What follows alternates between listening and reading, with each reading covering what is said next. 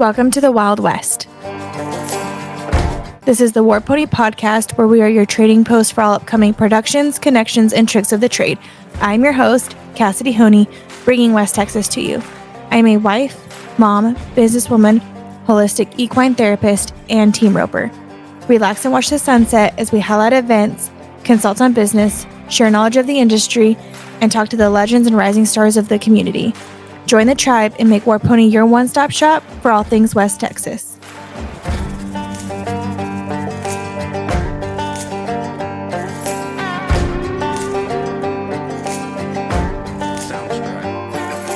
All right, guys.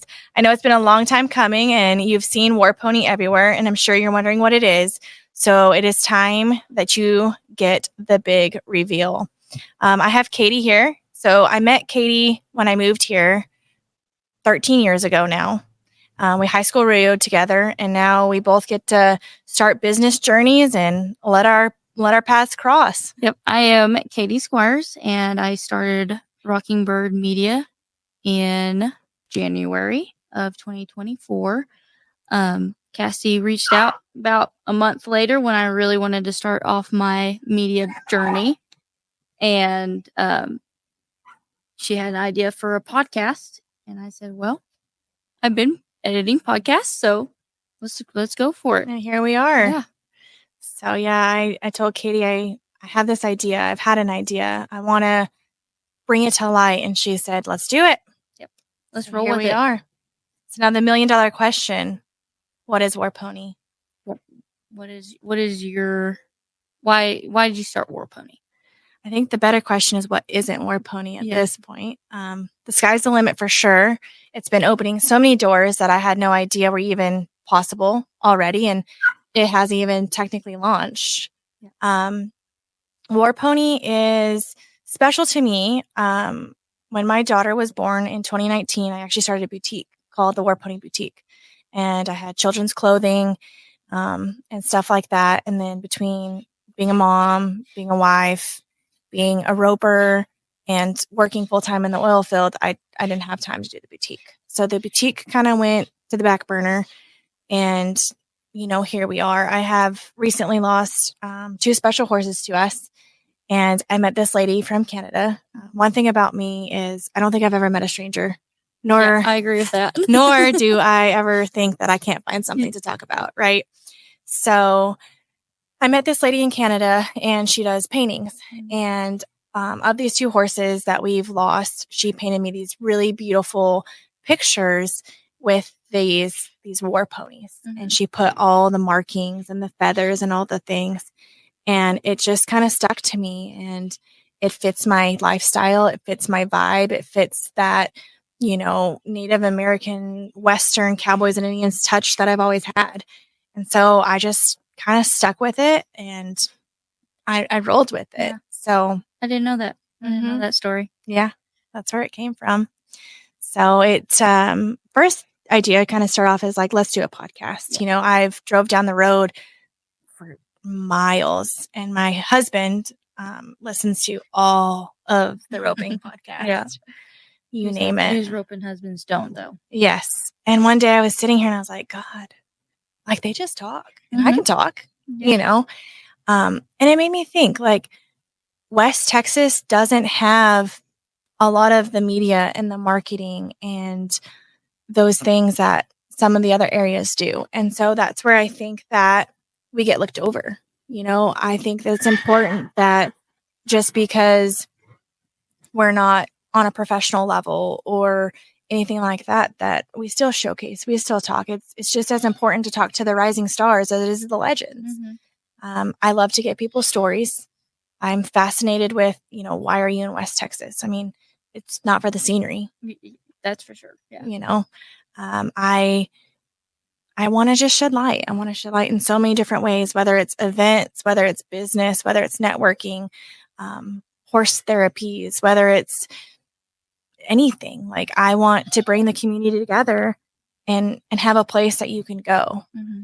So many people move in and out of West Texas that it'll eat you up and spit you out. Like, if you don't know where to go. And, I started producing some events and my events, I want just to be more family fun. You can go find your normal team roping jackpot or barrel racing jackpot anywhere else, but I want to do different things. I want the whole family to be involved because rodeo is a family sport. Yeah. And so that's kind of my deal there. And, while producing these events, I went to start posting them on pages on Facebook, and I couldn't find hardly anywhere. Like, there's a few little groups here and there, but they just don't have the viewers. They don't have the members. They don't have, a lot of that kind of stuff. And I thought, wow, like, what if we made one place that you could go to and you can find all the different events, and it can be broke out by disciplined, Right. or, you need a vet, like, let me get you a vet list, or you need a shoer, or whatever it is that you might need in the industry. Where do you go get feed? What feed should you be feeding? I have several equine nutritionists that I'm friends with. Like, there's just all sorts of things. And I'm not from here, but I might as well be from here. Right. I've been here for 13 years, and I just feel like so many people are in and out of here that if you could be like, hey, you're new here, here's one place. Here's everything you need to know. Here's from boarding to shoeing to just everything, where to go, who to go to, and how to go there. I think it would be important. And not even just here, like pit stops going to Vegas. Here's layover spots. Here's the run. Yeah. Here's and that's another part that I want to be able to help with is if you need help marketing or advertising or getting the pictures or making the post or, making the roping flyer or the event flyer. You have an event coming up and you need help putting it together. We can come together and offer all these different services under the trading post, because that's what a trading post is. You come and you have all different trades of services that come together and swap, and people get to network and people get to communicate and really find out who's in the industry or out of the industry or who wants to become in the industry. We are a very fast-paced industry. Well, like you keep telling me, you're one-stop shop. That's where you want everybody to come to and be able to find whatever they want. That's your goal?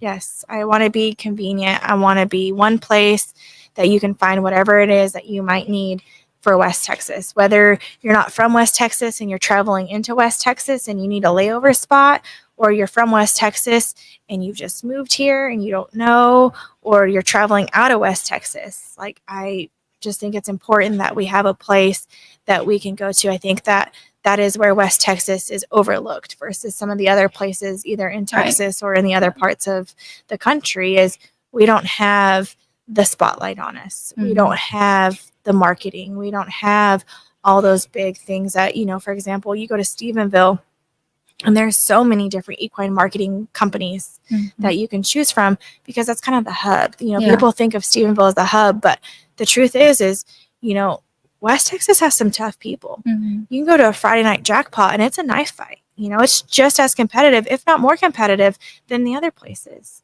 And I think that we need to evolve and grow as a whole, as a community, so that we can highlight, we can be together, we can have one place that you can go find all those different things. But that's kind of where I got the idea is, if people are already coming to me, why not make a platform? Someone once told me is the best business card you can have is yourself. Exactly. Yeah. And so I kind of took that and I said, well, what do I have to offer? And so that's where I started War Pony. And I don't know where it'll take me. I don't know what adventures could be down here. Yeah, I'm just here. Saddle up. We'll figure it out. So why are we here? Why are we in the arena? Why are we being swarmed by flies? Why are we here? Why are we currently sweating in 115 degrees in West Texas in August? Well, technically July still. We are here because it wouldn't be me if it wasn't extra. Everything I do has to be done at this level of extra that is quite annoying to some people, but it's perfect to me. We're in the head box because I rope by head, and I thought it'd be special to be outside of a studio. I'm not necessarily the type of business person or anyone that's put me in an office and lock me away. I want to be out. I want to be with people. I want people to see. I want it to be special and unique. And I think what other way of doing it other than having your podcast in the roping arena? Start right here where it all started. That's it. Right where the time comes out, we would be breaking the fourth barrier. So just thought it'd be different. Yeah. So for those who don't know who you are, tell us a little bit. Tell us how you got here, where you're from. So I'm from Wyoming. I moved here in 2012. We moved here with my family. My dad is in the oil fields. I think that's why everyone else ends up in West Texas. I mean, let's be honest, it's not the brochure that they feature in the Texas. It's not the scenery that brings you here. We're still here. I was going to go to Texas Tech to be a forensic pathologist. And then I got roped into the oil fields and I met a boy. Isn't that how all the stories go? And this boy that I met is now my husband. We've been together for 11 years this year. We have a 5-year-old daughter. Her name is Teal. And we just share the love for the industry and each other and God, and just every day just keep going on a new adventure. So what got you started with horses and rodeo, and who was your inspiration behind that?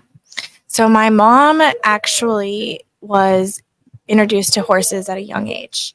And she grew up helping ranching and barrel racing and all those types of things. So I've been on a horse as long as I can remember. My mom and I have competed together. I've inherited my love for the industry through my mom. So I'm super grateful for that. I couldn't imagine a life outside of this industry. So how did you meet your husband, Mondo?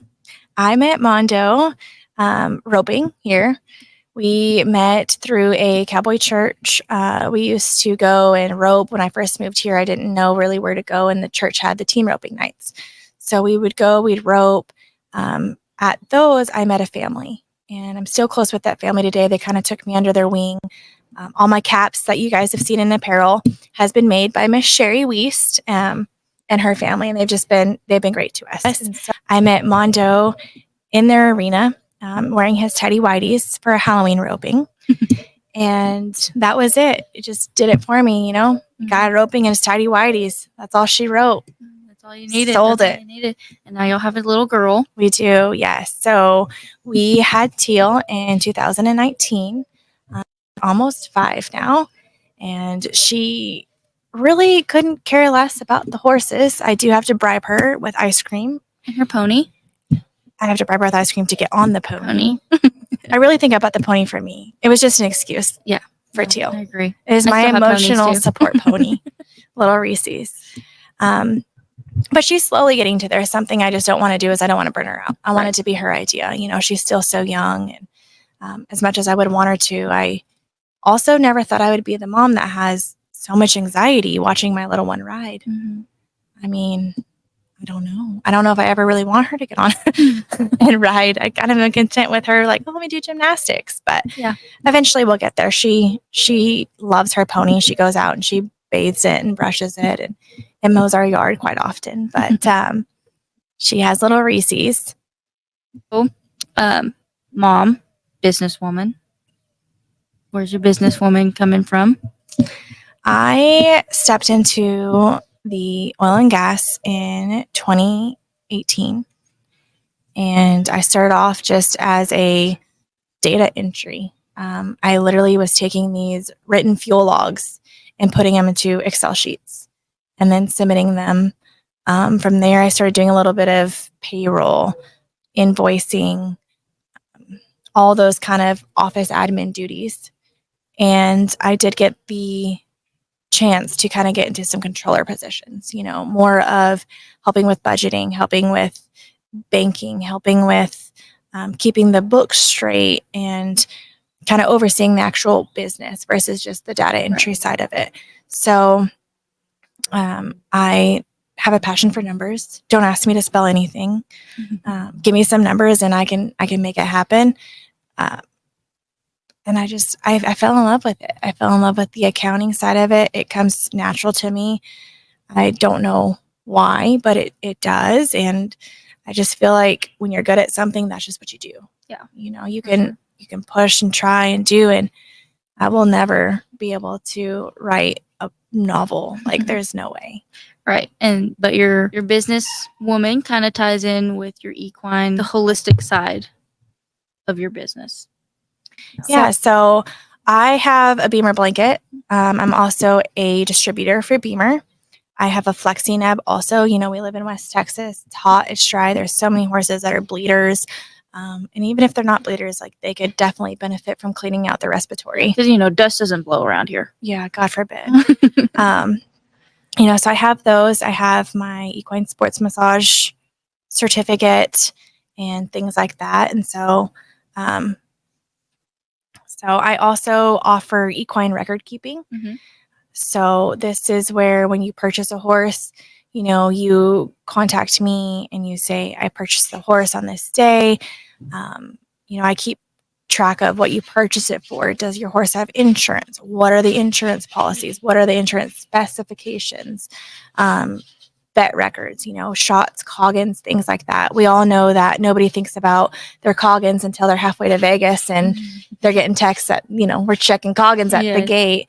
So I don't know how many times the same horse's coggins have been used. Right. But the goal is for that not to happen, you know, and everyone has busy lifestyles. So it's how can you make it convenient for somebody, you know, and how can you help? And I've been on the end of it too, where I'm panicking because I'm headed to the vet with an emergency and I don't necessarily have the mental capacity to make the phone call to my insurance to let them know what's going on, you know, and it would be nice to have that person that can help you, you know, hey, you know, so-and-so is on their way to the vet. This is their claim number. This is the horse. This is what's going on. We'll update as needed and just take that stress off of the owner.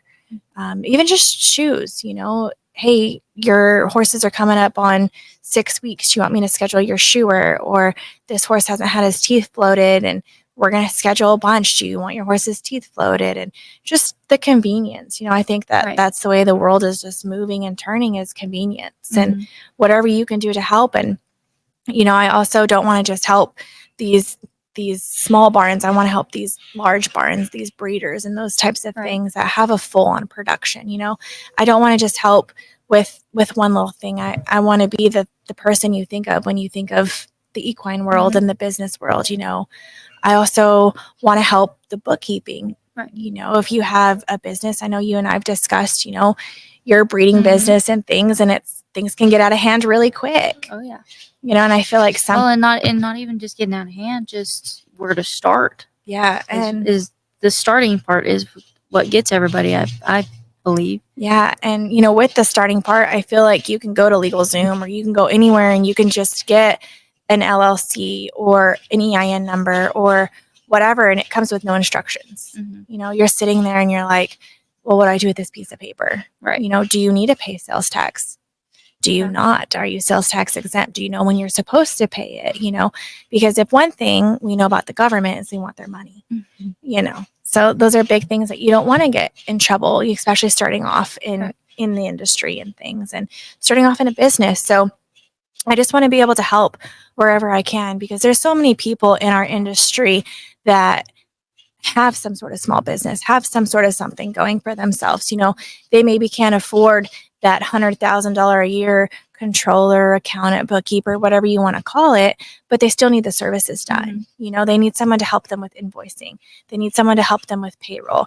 They need someone to just, you know, hey, what do I do? How do I do this? How do I keep track? How do I start? You know, like you said, is where do you even start? What even fits? You know, it's not a one size fits all. There's so many different things that go into it that I think get skipped over. And I want to be there to where I can help. I can help in any way. I think that one thing that I take pride in is my willingness to help. Like I'm always the person that's going to put my hand out, because I believe that you have to give to receive, and you have to do it with pure intentions and pure goals and things, and just to do it because that's what we're supposed to do. That's what we're called to do, you know. And not only do I want to be someone that can help you with your business, but I want to be someone that can help everybody with everybody's businesses. There's so many people that have these small businesses with networking, and you know, no one wants to go to the roping and talk about work, right? But the truth is, if people don't know what you have to offer, you never know. Like, you're not going to know what someone can or cannot do for you. You know, I want to bring the community together, not only by doing events and these family fun things, but like some networking, you know, like whether that looks like a happy hour before they're open where we all can kind of share business cards and then go on about it. But, one thing that I think is so great about being in the rodeo industry or family is we are a family. Yeah. We're the first ones to stand up for everyone and for each other. And, someone needs help. I mean, it's an abundance of help. And I just think that that can go so far in so many different ways. Like, I know I would much rather support, they always say shop small. Mm-hmm. I'd rather support somebody that's small business in our industry than the corporate, right, that may have to offer it. But, you're only making the rich richer. Yes. Let's support your partner that you're open with. Let's support, your friend at the jackpot. Let's just support each other. Yeah. And I think that's so important, is not only bringing it together as a place that you can find all the events and all the things, but maybe we have a place where, you need plumbing, mm-hmm. you need a welder, the list could go on with the trades of services. You need a bookkeeper, you need anything. There's so many people that have so many things. You need roustabout crews, you need pipeline. We are in West Texas. Mm-hmm. So majority of the time people are here because of the oil fields. Yes. I just think that we all have something we can offer, and if we can offer it within the community, it's only better. Mm-hmm. Yeah. Okay, you talked about doing some productions, running some rope-ins. What does that look like for you? So I have recently went on an adventure, as I definitely don't want to call myself a producer. All the producers, they can have it. Mm-hmm. Yeah, that is not at all. But I like to get my foot in the door wherever I can. I want to be in the community as much as I can, however I can. So I've started hosting some events. And like I said earlier, they're fun family events. They're not just your typical deals. I don't know if you saw my dad's course that I had for Father's Day. That looked like a lot of fun. We made the dads go through straight barrels, get off, chip a ball into the little golf deal. I'm not a golfer. And then do flip cup. And it was just the dad's course, and it's just a different way of involving everybody and get the community together. Just because you might not be in the industry doesn't mean that you might not have something to offer the industry. Right, exactly. And just different events that aren't your typical normal traditional speed event mm-hmm. or play day event or junior rodeo event. Something to kind of just step out of your comfort zone. Yeah, work on some horsemanship and keep it light and fun, because I think we often just get so wrapped up in the competition of it. Yes, and the hustle. And, I've seen so many kids just at even a junior high level that, they're so beat up on themselves. Mm-hmm. They don't want to go. They don't want to do anything. They're so worried about being number one that's not what matters. Right. That's right now, but that's not going to mm-hmm. matter. No. You got to enjoy the moment, because the moment can be taken away from you so quickly. Right. So with my events, I just really try to do just different, fun, family. We've had arena volleyball. That was definitely an experience. I could not hardly walk for 2 days after, trying to play sand volleyball. Yeah. So out of shape, terrible idea. But it was so much fun. Oh yeah. I'm having a glow in the dark barrel race, and I'm excited for that one. Dummy roping on August 24th. Before that, we are going to have a happy hour.